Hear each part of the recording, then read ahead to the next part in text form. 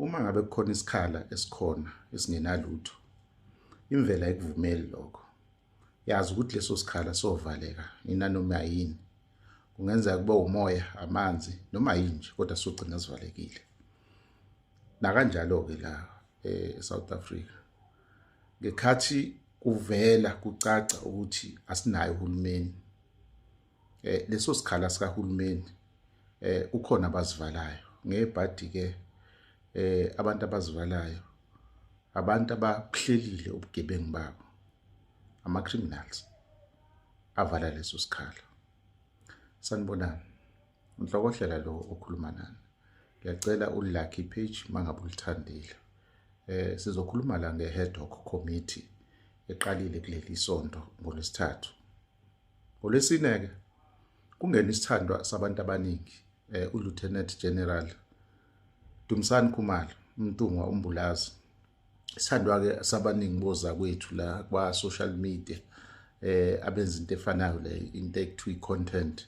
Bajabule kakhulu ukuthi awubuyile bazombona. Ufikile kwi-Ad Hoc Committee ezofakaza naye ngakwaziyo. Siyakhumbula ukuthi-ke uyena mphathi waleli qembu leli noma i-team noma ithimba elibizwa ngokuthiwa i-PKTT. Uyena umphathi walo, bambiza ngo-project leader ngoba i-project leyana ubaluleke kakhulu-ke kuyo yonke lento eyenzekalayo kulama komiti omabili. Uyena uthweswe futhi amandla amaningi. Sike sasho ukuthi uyindoda eqashwe ngalendlela le ngoba uphethe izinto ezisensitive zala eSouth Africa. Bazamile ukumframe abambopha.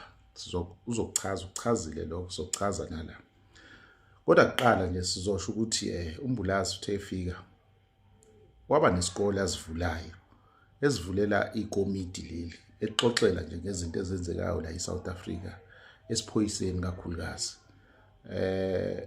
Bengelona lodwa ikomiti abexoxela kanye nathi futhi sifunde likhulu ukuthi kahle kahle le nqola le ekuyiyona iqaphe zokuphepha eSouth Africa iyagunulwa nje amasonto ngamabomu ngenhloso ethize ukuthi lelizwe lingabuseki ngoba vela linawo uhulumeni eligcine liboswe ila amaqembu abizwa ngama-cartels esochazayo ukuthi yini leyo.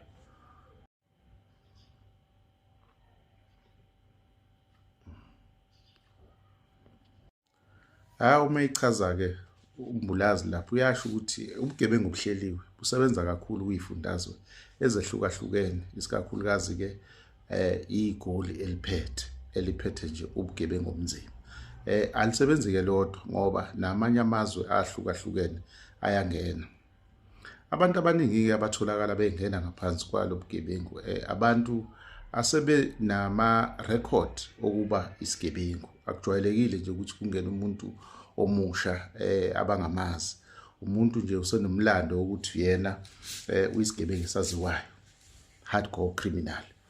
Ibonaka abakwazi ukubadonsa babafake ngaphansi kwabo basebenze nabo. Kuyenzeka-ke abanye baboshwe kunendlela-ke yokuthi kudukwa amadokodo kwenzeke yonke into. Lowo muntu-ke uyithola esenesikhundla esithe xaxa kunabanye ngaphakathi kulo mndeni weyigebengu. Kenzeka-ke abanye noma ubufakazi bukhona buqandula ikhanda ukuthi no ubani umuntu owenze isehlakalo esenzekile. Ngokuhlangana-ke nabashushisi ney'mantshi enkantolo nje yonke ubufakazi bungahlangani. Isibonelo nje kunesenzo esenzeka lapha e-Eastern Cape endaweni yaseSidwadwa kuma-suburbs akhona. Intombazane ekuthiwa uNamhla uHlehle bamdubula ngey'nhlamvu eziwu-9. Sike sasixoxa isitori sakhe la ey'nyangeni ezimbalwa ey'dlule. Ungaya nje kuma-video ufike usi-check esiphelele. Uthe mase kulandelwe indaba yakhona kwakhona ukusabisana nayo yonke into kwaze kwangenela yona i-PKTT. Ikwazile-ke ukuliphenya udaba yaze yathola ufakazi ngekhathi seyinyathelweni zokuthi ikwazi ukubopha. Inkantolo yabamisa yafaka into ekuthiwa i-interdict ukuthi bangaqhubeki babophe yakumisa lokubopha nokuphenya esikhathini esingangonyaka kwesikhashana. Lekhathi bemile bengabophi kungenzeki lutho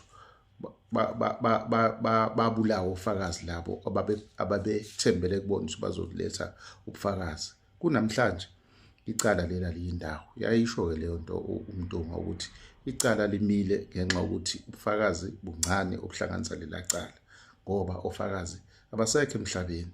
Uthe mayisibuya inkantolo yafavor wona umthetho lo owawulandelwa yiPKTT uthi bengaqhubeki necala, kodwa ngala abusekho ubufakazi, so icala sekunzima ukuthi liqhubeke. Namanje abantu baseSidwaba basakhala ngenxa yokudlula emhlabeni kaNamhla. Ikhona nejustice for uNamhla ayisoze yaphela bungakabi khona ubulungiswa kuleya ntombazane eyadlula kabuhlungu emhlabeni. Ukuze lo bugebengu obuhleliwe buqhubeke futhi kahle kalula, kubalulekile uhlangane nengalo yomthetho ukushilo ukuthi isikakhulukazi eGoli sekuyangabazisa ukuthi akekho umuntu ongaphansi kweSAPS ongayitholi ongangeni one way or the other ekhambeni nawo wonke lo mgudu lo wobugebengu ngenxa yokuthi uyakhokhela futhi ukhokhela kahle nakangcono kunohulumeni. Abanye bayakwazi ukuthi baqhubeke basebenze indawo zombili. Uyasebenza ngala esiphoyiseni, uma ngabe off uyasebenza ngala nabafana namaboys.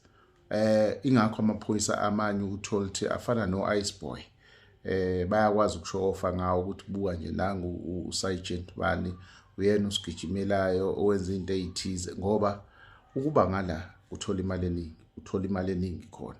So uyasho ukuthi cishe abaningi esiphoyiseni sebengenile ngala bahamba nezigebengu. Kwenza kube nzima ukuthi kusebenzeke lapho. Uyayenza ke ne-example ukuthi kwenzeke kwesinye isikhathi uxoxe nomunye uzakwenu nixoxela naye njengaye yena njengomuntu omkhulu emaphoyiseni ophethe iposition ethe xaxa. Ukuxoxa nomunye umuntu ozwakwabo akakunaki, kodwa kwesinye isikhathi uyathi mebopha isigebengu esithize kutholakala emafonini akho ingxoxo yakhe ekade ayixoxa nozakwabo ayithole efonini yesigebengu injengoba injalo i-screenshotiwe. Iyona ndlela leyo zakwabo abazama ukukhombisa ngayo ukuthi bona banamandla angakanani ngoba bayakwazi ukukhuluma nabantu abasiniye. So igebengu kufanele zibathembe. Iloko abekusho uyakwazi futhi ukungena nakosopolitiki siyakubona ke mabengena kusopolitiki nangu senzo bangenile noma bebezama ukungena ephaketheni nobheki icele futhi basho Khethi Mahlala wathi hayi ngamkhokhela uBheki, ngamkhokhela ngaze ngabaleka leya ndoda yayinganili ngiyikhokhela nje. Osopolitiki ke la bahlale benemlomo ekhamisile nje abathi thela kuzoba right. Inhlokohlela le bafowethu sizoqhubeka, kodwa ke iyona kuphela mhlambe ekwazi ukukulandisela lezi zitori ngesizulu. Asithili hlale la eduze kwalandela ipage lapha kulezi ithombe ekhona. Esinye isithombe lesi esikhona ngala esale ntombi enhle kakhulu ekuthiwa uNamhla engeke ngakhuluma ngayo. Kwakuyintombi enhle le nganza kwethu, kanti ngala